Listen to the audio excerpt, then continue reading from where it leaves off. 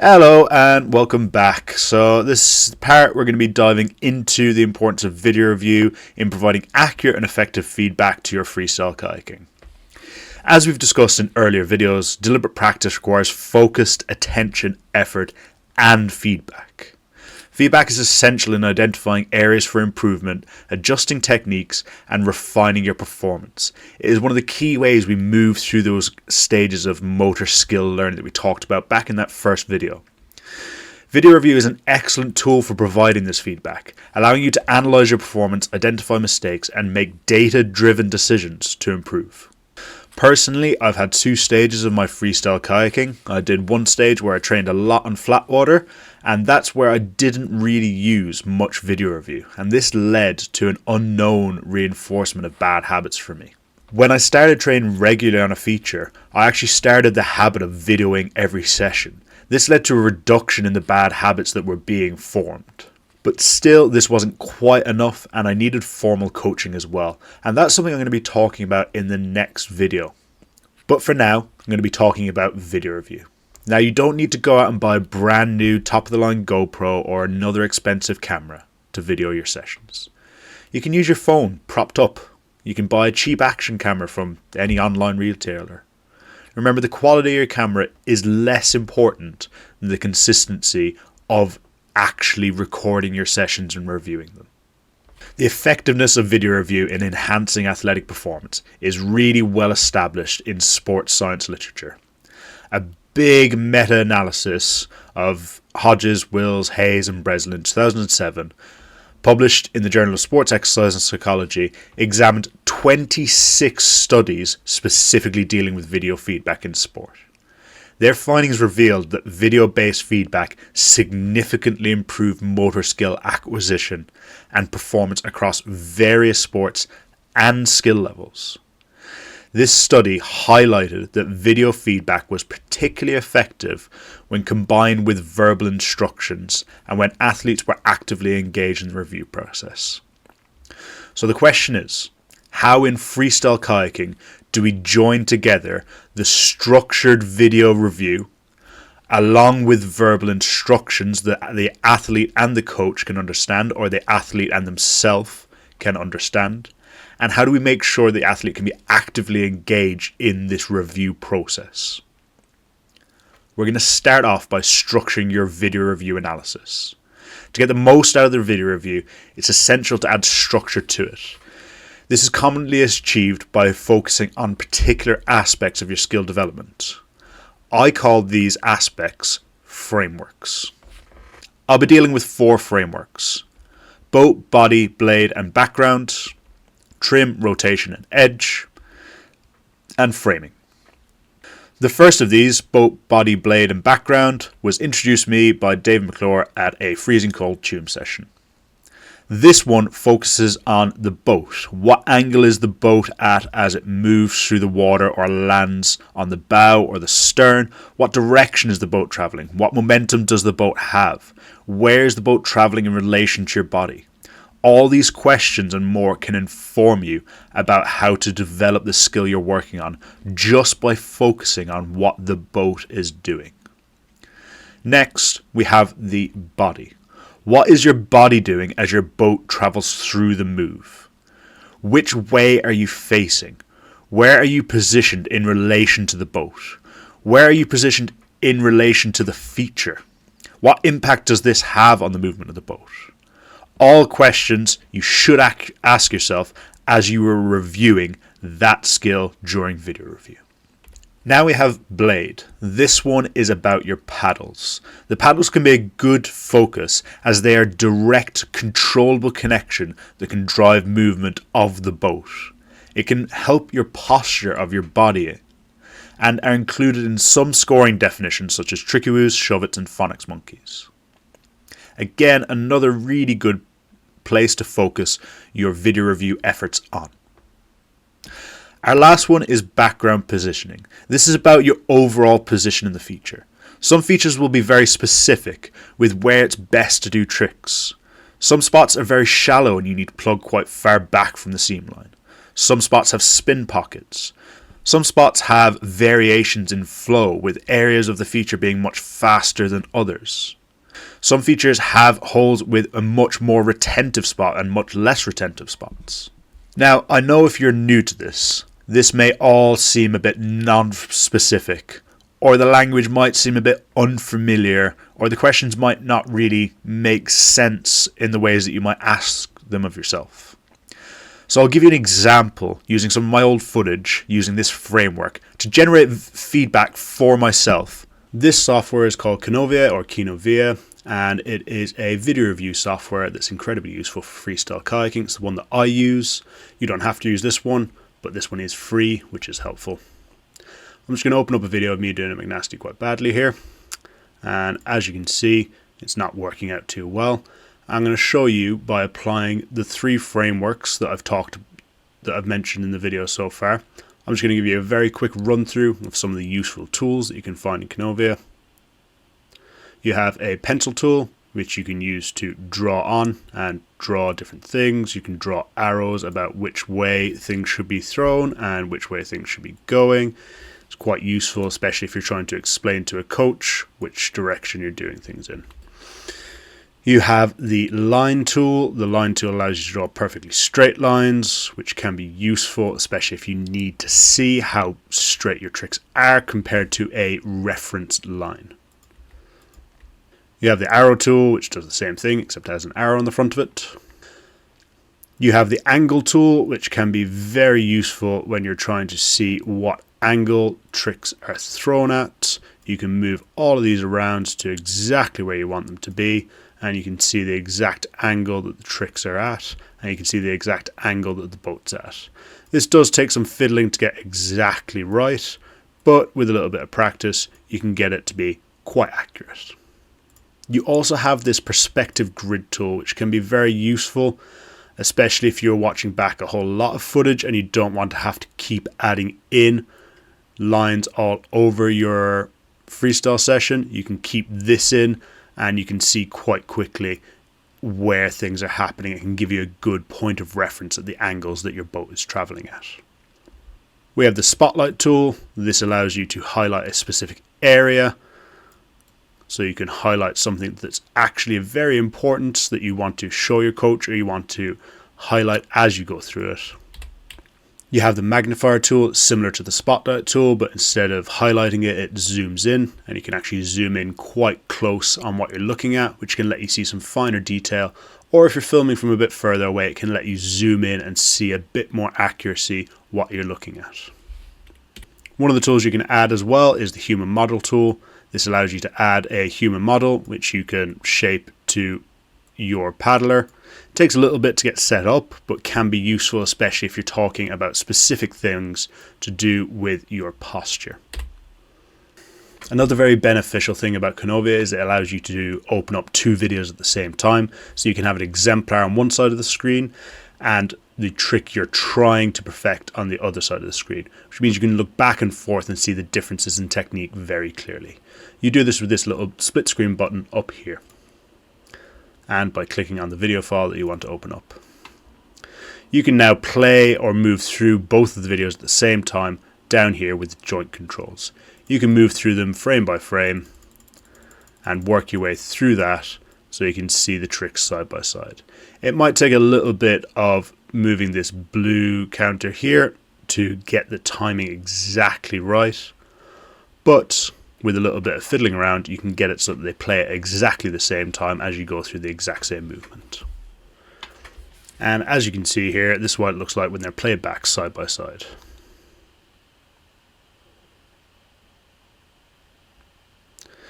And you can tell just from looking at it, the McNasty on the right is better. That's why it's our exemplar. Just a word of warning, this software can be quite stressful to run on older machines and older laptops. So be aware of that. If it's not running great, it's probably because it takes quite a lot of computing power. Now, let's review this footage using the boat, body, blade, background framework that I mentioned a minute. How is the boat moving and how is that impacting the completion of the move? I can see that the boats are moving around in roughly the same pattern right up until this point. It's at this point where the video on the left, the boat stops rising up, it stops going vertical. And you can see that because it stops going vertical, it doesn't pop out of the water and give you air on that McNasty. Now, the questions you ask yourself while you're doing this video review is what caused the boat to stop rising like that? That's a question that could lie in the body, it could lie in the blade, it could lie in the background positioning. I'm going to go through the rest of them and it'll give us a better idea of where we should be looking to adjust our technique. So, starting the video again, this time I'm just focusing on the blade. On this right hand side, you can see that the paddle is nice and vertical, nice and high in the air. And that's what we're looking for. We're looking for that paddle to be reaching into the air to generate momentum in the boat. Now, as we continue through this, you can see the further effects of getting that paddle high out of the water throughout the move. It allows me to swing it round and use its momentum to help whip the boat round. So based on our assessment of that trick with the blade, we have seen something very specifically different between the video on the left and the exemplar, and it's that paddle getting nice and high up above the boat. Reaching up with those arms is a very common tip that people are told when they're training freestyle. Now, it could just be that by reaching up with the paddle, I would improve my McNasty on the left and be able to get it nice and straight, nice and aerial every time, each time. However, we do need to go through the rest of the framework to ensure that there are no other underlying issues that could also be causing this. Now we will assess this based totally on the body. We will watch the video and look exactly what the body does and see are there any differences between our body in this left video and the exemplar on the right. Starting through this position, the video on the left is ahead a little bit, but you can see the body is in a very similar position.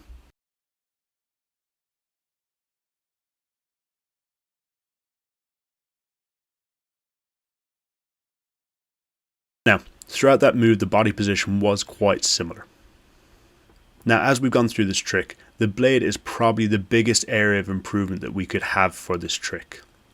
However, it's still important to look through everything, because especially when you reach plateaus, it can be very, very hard to see what really needs to be improved. It can be minor differences.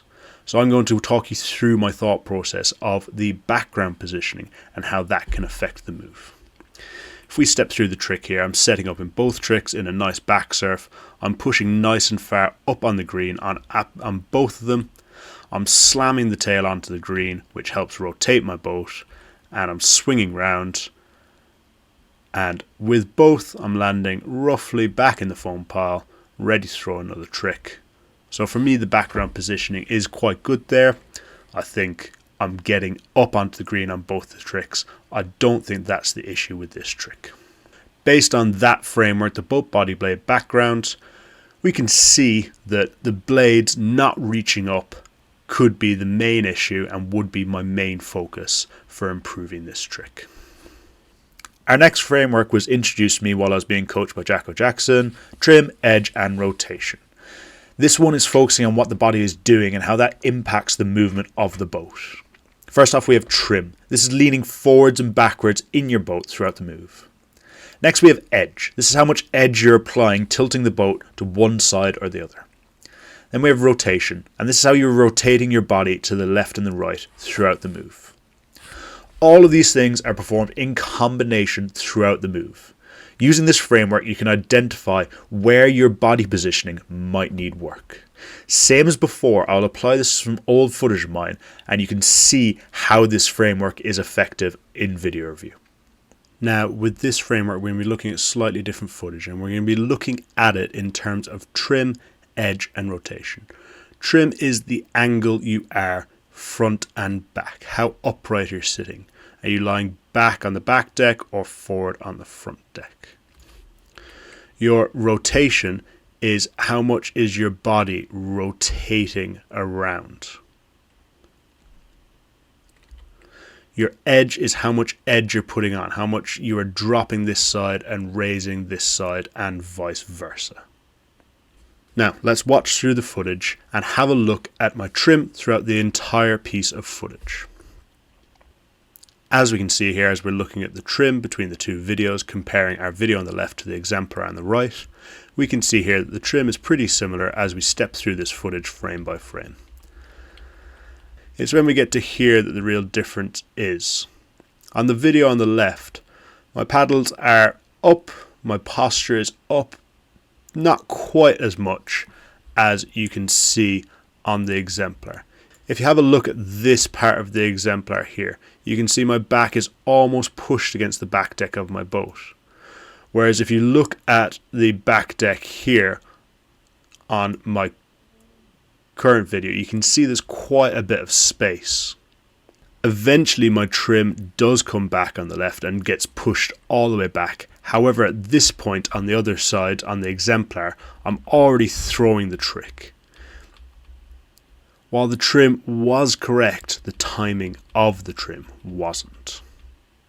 Now, after reviewing that piece of footage in just terms of my trim movement, you can see there's room for better timing with my trim movement, moving up into that fully back posture quicker. Let's have a look at edge. We're looking to see when and where the boat edges. Let's move through the video until we get to the point where we can see the edge starting to snap on. So it's just at this point where the edge should start snapping on, and this is where we might see a difference between the edge in my trick on the left and the exemplar on the right. On the exemplar on the right, we can see that there's a little gap in between my boat and the water. Compare that to the video on the left where there is no gap and my boat is actually physically under the water. You can see that this is because the edge wasn't put on. Now, by judging this trick based solely on the edge of the boat, we can see that not putting edge on has led to the trick not being executed to a high standard. This, combined with some of the issues we saw with the trim in the previous part, could be the cause of this trick going wrong. Don't forget, none of these things happen in isolation. It's always a combination of factors that allow you to identify where a trick is truly going right or going wrong. So finally, we're going to look at the rotation. We're going to look at the rotation of my body throughout the trick and see how that affects the trick.